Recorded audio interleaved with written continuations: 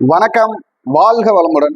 அன்பர்களே, நாம இப்ப பார்க்க போறது, அதாவது கிரகம் நம்மளை உயர்த்துகிறதா இல்ல கிரகம் நம்மளை உயர்த்துகிறதா. கிரகம் கிரகம் அப்படின்னா, கிரகம் அப்படிங்கிறது பாத்தீங்கன்னா நவகிரகம், கிரகம் அப்படிங்கிறது பவனம் கிரகம்.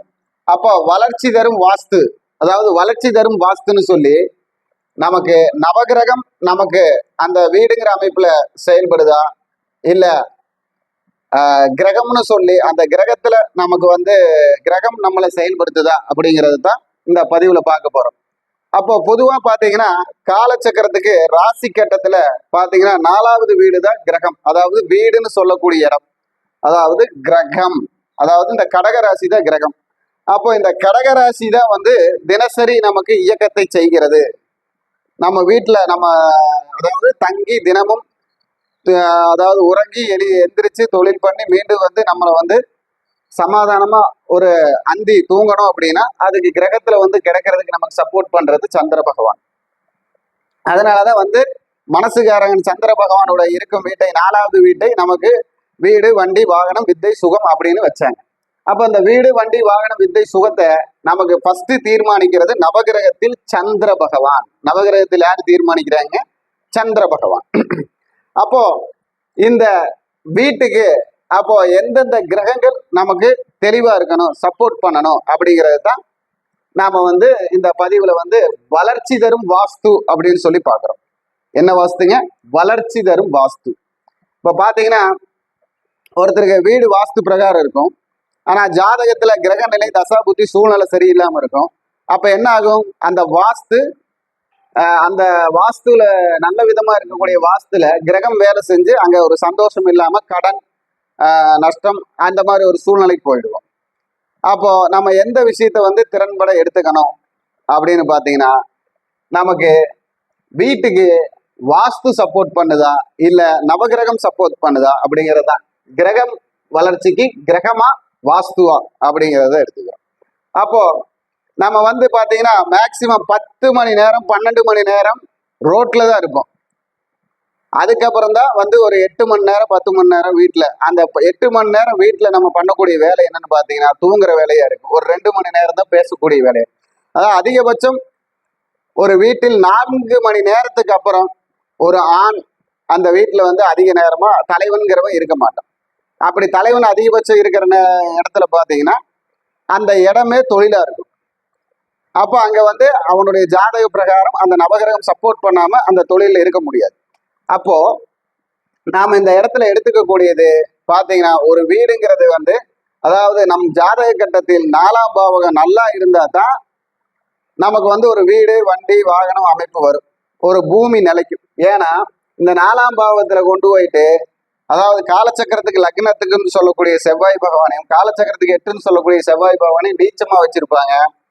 அதே காலச்சக்கரத்துக்கு 10ன்னு சொல்லக்கூடிய சனி பகவானையும் 11க்குன்னு சொல்லக்கூடிய சனி பகவானையும் பூச நட்சத்திரமா குரு உச்சமாகிற வீடா வச்சிருப்பாங்க. அப்போ இந்த இடத்துல ஒரு கிரகம் நமக்கு பலன் தரணும்னா அங்க நவகிரகம் சப்போர்ட் பண்ணாதான் பலன் தரும், இல்லைன்னா அந்த கிரகம் வேலை செய்யாது. உங்களுக்கு ஒரு பூமி வாங்கணும், ஒரு பூமியில யோகம் இருக்கணும்னா உங்க ஜாதகத்தில் 4ஆம் வீடு வலுவாக இருந்தால், அந்த 4ஆம் வீட்டில் இருக்கக்கூடிய கிரகங்கள் வலுவாக இருந்தால், அந்த வலுவான கிரகங்கள் பார்க்கக்கூடிய இடங்களும் வலுவாக இருந்தால், இந்த வலு என்றால் என்ன அப்படின்னு பாத்தீங்கன்னா ஆட்சி உச்சம் நட்பு. வலு கம்மின்னு என்னன்னா கேட்டீங்கன்னா நீச்சம்.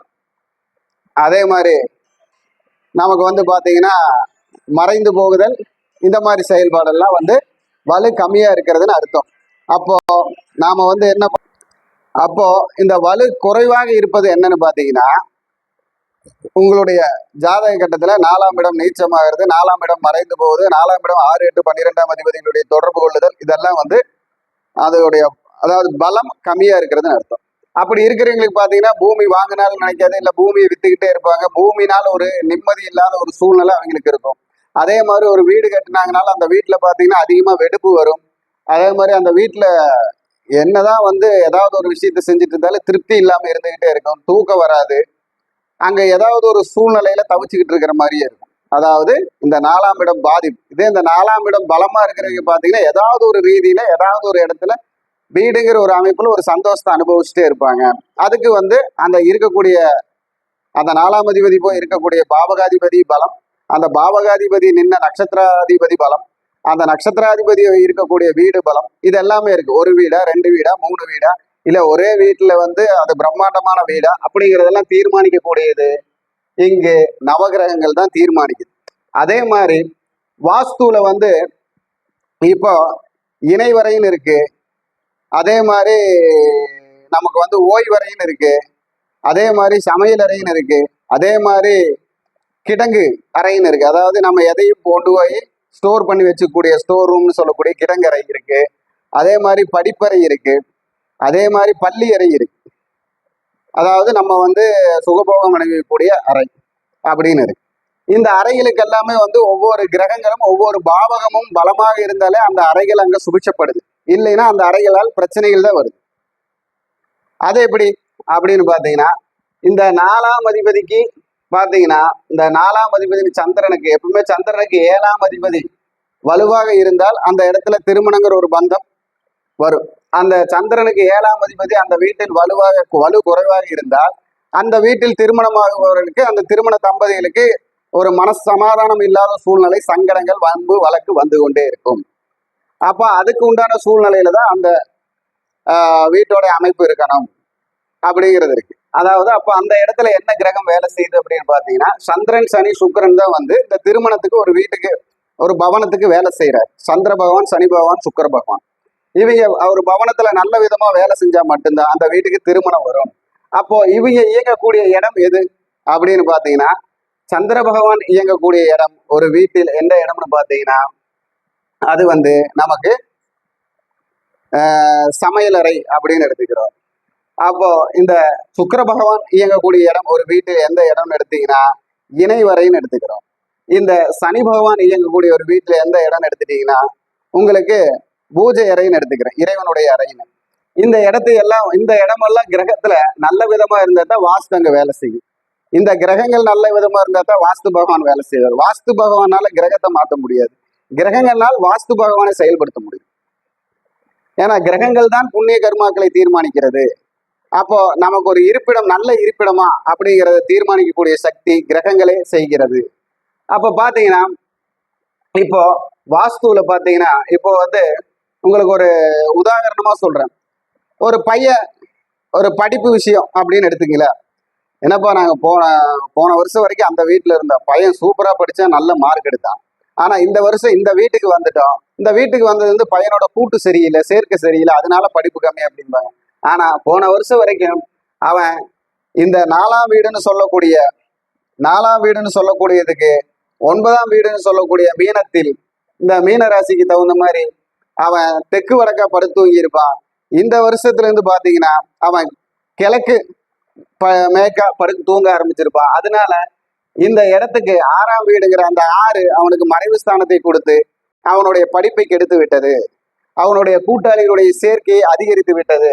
அதாவது அன்றைக்கு 7ங்கிற புதன் வந்து பாத்தீங்கன்னா இந்த 9க்கு 4ஆம் அதிபதியா போய் அங்க கூட்டாளிகளால் சுகம், சுந்தரம், அந்த மாதிரி நல்ல ஒரு சௌகரியம் இதையெல்லாம் ரெடி பண்ணி கொடுத்து அவருடைய படிப்பை கவனக்குறைவாக்குகிறார். அதுதான வழிய இந்த அதாவது அந்த வீட்டுல படுத்து தூங்குற அந்த ரூமு தான் அந்த அவர் உறங்கக்கூடிய அறை, அவர் பார்த்து கிடக்கக்கூடிய அந்த கிழக்கு மேற்கு பகுதி அவரை மாற்றுகிறது. அப்போ அந்த மாற்றம் எந்த கிரகம் கொடுக்குது அப்படின்னு பாத்தீங்கன்னா, இந்த இடத்துல பொதுவா இந்த காலச்சக்கரத்துக்கு 9ஆம் வீடா இருக்கக்கூடிய இடத்துல இந்த குரு இந்த புதன் அமைப்புல போய் கெடுக்கிறார், அந்த வித்தையை படிப்பை கெடுக்கிறார், சுகத்தை கொடுக்கிறார். அப்போ இந்த புதனுக்கு இந்த கிழக்குங்கிறது 5ஆம் இடமாக சூரியன் வந்துடுறாரு. அந்த சூரியனை வந்து இந்த புதன்கிறவரு தன் ஆட்சி உச்சத்தால அறிவு இதுனால கெடுக்கிறார். அந்த இடத்துல வாஸ்து செயல்படுறது இல்லை, நவகிரகம் தான் செயல்படுது. அந்த இடத்துல சூரியன்கிற அந்த தந்தைக்கு வளர்ச்சி இருக்கும், அங்க இருக்கிற செவ்வாய்ங்கிற மகனுக்கு வளர்ச்சி கம்மியாயிருது.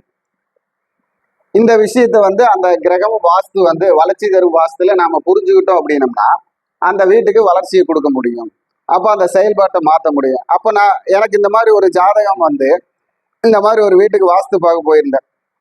அப்போ நீங்க தூங்குற ரூம்ல உங்க மகனை மாத்துங்க, மகன் இருக்கிற ரூமுக்கு நீங்க மாத்துங்க, மகன் கொஞ்சம் கொஞ்சமா படிப்புல தெளிவாயிருவார் அப்படின்னு. அப்ப அதே மாதிரி மாத்துறப்போ அவர் வடக்கு தெற்கா படுத்து தூங்க ஆரம்பிச்சார். அவருடைய படிப்புல கொஞ்சம் கொஞ்சமா முன்னேற்றம். அவரு அதே மாதிரி இப்போ 10ஆம் வகுப்புல இருந்து 11ஆம் வகுப்புல கம்மியான படிப்பு, 12ஆம் வகுப்புல மேன்மை அடைஞ்சு ஓரளவுக்கு அவரு நல்ல மார்க் எடுத்துட்டார். ஒரு 1000 மார்க்குக்கு மேல எடுத்துட்டார் அப்படின்னு சொல்லலாம். அப்போ அந்த சிந்தனையும் சிதறலும் நமக்கு நாம் உறங்கும் அறை கூட நமக்கு மாற்றும். அந்த உறங்கும் அறைக்கு உண்டான கிரகம் எது? குரு தான். காலச்சக்கரத்துக்கு 12ஆம் அதிபதி குரு. அந்த இடத்துக்கு இந்த காலச்சக்கரத்துக்கு 7 குடையப்போ உச்சமாகி கனவுகளை கொடுத்து இருக்கும் நிலைமையில் இருக்கும் நினைவுகளை மறைக்கிறார். அதுதான் அந்த இடத்துல நடக்குது. அப்ப அந்த செயல்பாட்டை வந்து மாத்துறது இங்கு கிரகத்துக்கு நவ கிரகம் தான் மாற்றுது அப்படின்னு சொல்றோம். அப்போ ஒரு வீட்டுல பாத்தீங்கன்னா சமையல் அறைக்கு என்னென்ன கிரகம் வலுத்திருக்குன்னு பாத்தீங்கன்னா சந்திரன், செவ்வாய், சுக்கிரன் இந்த 3 கிரகங்களும் சமையல் அறையில் வலுத்திருக்க வேண்டும். ஏன்னா சமையல் அறை தான் ஆயுள் அறைன்னு சொல்லக்கூடியது. ஆரோக்கியம் நல்லா இருந்தா தான் ஆயுள் நல்லா இருக்கும். அப்போ அந்த ஆயுள் அறையில வந்து பாத்தீங்கன்னா சந்திரன், சுக்கிரன் நமக்கு வந்து வலுவா இருக்கணும். சந்திரனும் சுக்கிரனும் செவ்வாயும் நல்ல விதத்தில் இருந்தால் சந்திரன், சுக்கிரன், செவ்வாய் தான் சமையல் அறைக்கு தேவை. அதே மாதிரி எல்லாரும் மனம் விட்டு பேசக்கூடிய அறை தான் இணைவறை, அதாவது லிவிங் ரூம் அப்படின்னு சொல்றோம், ஹால் அப்படின்னு சொல்றோம். அந்த ஹால்ல என்ன கிரகம் பொதுவா வலுத்திருக்கும் பாத்தீங்கன்னா புதன் கிரகம் வலுத்திருக்கும். ஹால்ல வந்து பாத்தீங்கன்னா எப்பவுமே புதன் கிரகம் வலுத்திருக்கும். அதனாலதான் அந்த காலத்துல பாத்தீங்கன்னா உங்களுக்கு நிலவுகால், அதாவது நிலவுகால்ல இருந்து உள்ள வந்ததும் நிலைக்கால்னு சொல்லக்கூடிய நிலை கண்ணாடி வச்சிருப்பாங்க. ஒரு சில பெரிய பெரிய வீட்டுல எல்லாம் பாத்தீங்கன்னா 4 பக்கமும் ஹால்ல நிலை கண்ணாடி வச்சிருப்பாங்க. அவங்களுடைய சிந்தனை எங்க போனாலும் அவங்களே போய் சேர்ற மாதிரி அந்த சிந்தனையை கிரகத்தால் வாஸ்துவை மறைப்பது எப்படி, அந்த வளர்ச்சியை தருவது எப்படின்னு அந்த காலத்துல செஞ்சு வச்சிருப்பாங்க. அதே மாதிரி உங்களுக்கு வந்து பாத்தீங்கன்னா ஒரு வீட்டுடைய முகப்பு வந்து நல்லா இருந்ததுன்னா சிறப்பா இருக்கும் அப்படின்னு சொல்லுவாங்க. ஏன்னா ஒரு வீட்டுல ஒருத்தர் கோபமா கூட வந்தாங்கன்னா வீட்டுடைய முகப்பை பார்த்தாங்கன்னா அந்த முகப்பு அவங்களுடைய சிந்தனை மாத்தி வீட்டுக்குள்ள நல்லா இல்லைனாலும் அந்த வீட்டை திறமையா கொண்டு வந்துடும். அந்த முகப்புக்கு உயிர் கொடுக்கக்கூடியவர் யார் அப்படின்னு பாத்தீங்கன்னா முகப்புக்கு உயிர் கொடுக்கக்கூடியவர் தான் சுக்கிரனும் குரு பகவான். ஒரு வீட்டுடைய முகப்புக்கு உயிர் கொடுக்கக்கூடியவர் சுக்கிரனும் குரு பகவான். ஏன்னா ஒரு வீட்டை பார்த்தது நல்ல தெய்வீக கலையா இருக்குன்னு சொன்னா குரு பகவான் வேலை செய்யறார். நல்லா மகாலட்சுமி கடாட்சமா தெரியுது அப்படின்னு சொன்னா சுக்கிர பகவான் வேலை செய்யறாருன்னு அர்த்தம். அப்போ அந்த சக்தியை கிரகம்ங்கிறத வந்து நவகிரகம் தான் இயக்குது. அப்போ ஒருத்தருக்கு ஒரு குடும்பத்துல கிரகம் இயங்கணும் அப்படின்னா நவகிரகம் ரொம்ப முக்கியம். நவகிரகம் இயங்கியாலே கிரகம் நமக்கு கை கொடுக்கும். அதாவது நம்ம போய் தங்கி இருக்கக்கூடிய, நமக்காக நம்ம பார்த்து கட்டக்கூடிய வீடு நமக்கு நிலைக்கும். இல்லைன்னா வீடு வாங்குறது விற்கிறது அந்த இடம் நிலைக்காம போயிடும். அப்போ அந்த சூழ்நிலையை வந்து கண்டுபிடிச்சு வளர்ச்சி தரும் வாஸ்துன்னு நம்ம பண்ணிக்கணும். இப்ப பாத்தீங்கன்னா கேரளாவில் பாத்தீங்கன்னா வெளி சுற்றளவை தான் கணக்கு பண்ணுவாங்க, உள்ளுக்குள்ள இருக்கிற அறைகளை கணக்கு பண்ண மாட்டாங்க. சுற்றளவு வந்து ஆதாயத்துல வருதா, செலவுல வருதா, கருமாவுல வருதா, இல்ல நமக்கு வந்து புண்ணியத்துல வருதா, அதே மாதிரி நமக்கு வந்து வளர்ச்சியை தருதா இல்ல விரயத்தை தருதா, இது எல்லாமே வந்து நமக்கு வம்ச விருத்தியை தருதா இல்ல அம்சமான யோகத்தை தருதா. அதே மாதிரி அந்த குடும்பத்துல வந்து வாரிசு தன்மைங்கிற அந்த கர்ப்ப சிந்தனையை, கர்ப்பங்கிறது வீட்டுக்கு வந்து பாத்தீங்கன்னா நடு மையம் தான் கர்ப்பம், அந்த கர்ப்ப சிந்தனையை வளர்க்குதா இல்ல தடுக்குதா அப்படிங்கிறதெல்லாம் வந்து தீர்மானிக்கிறது நவகிரகம் தான் வாஸ்துல.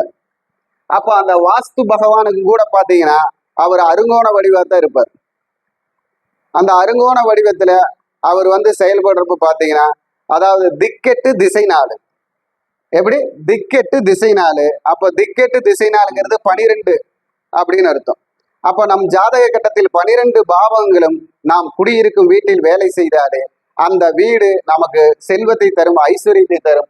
அப்ப வளர்ச்சி தரும் வாஸ்துவிற்கு நவகிரகம் தான் பவனத்தை இயக்குகிறது, பவனம் நவகிரகங்களை உட்கொண்டு செயல்படுகிறது என்று சொல்லி இந்த வாய்ப்பளித்ததற்கு வணக்கம். வாழ்க வளமுடன். எனது பெயர் குரு மணிகண்டன், கேரளா, பாலக்காடு.